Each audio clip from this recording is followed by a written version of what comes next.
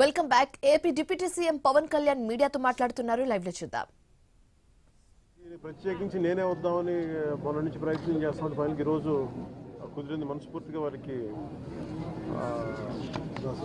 చనిపోయిన దానికి వారికి సంతాపాన్ని కూడా తెలియజేస్తా ఉన్నాను.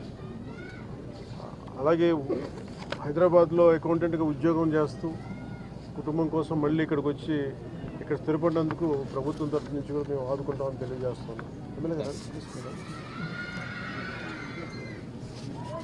సో ఎమ్మెల్యే గారికి కూడా మనస్ఫూర్తిగా నా ధన్యవాదాలు తెలుపుకుంటాను. వారి కుటుంబానికి అండగా నిలబడినందుకు. అలాగే కష్ట సమయంలో ఇంకో 2-3 సమస్యలు ప్రస్తావించారు.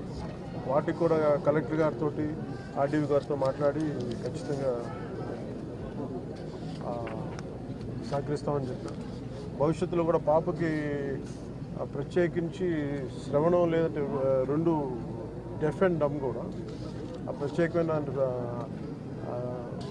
పరిస్థితుల్లో ఉన్న పాప. అందుకే నేను ఏమన్నానంటే టీటీడీ శ్రవణం అనే ఒక ప్రాజెక్ట్ ఉంది. దాని ద్వారా కూడా తిరిగి చాలాసార్లు 2-3 సందర్భాలు నేను నా దృష్టికి వచ్చిన తర్వాత కొన్ని ప్రాంతాల్లో కొంతమంది కూడా చేయించగలిగాం.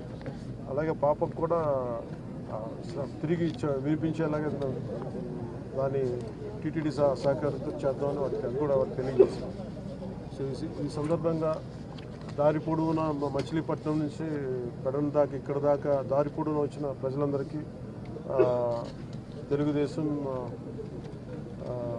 మద్దతుదారులందరికీ, ఎమ్మెల్యే గారికి, అలాగే జనసేన నాయకులకి, కార్యకర్తలకి, ప్రజలందరికీ కూడా, మద్దతుదారులందరికీ కూడా ప్రత్యేక ధన్యవాదాలు తెలియజేస్తాను.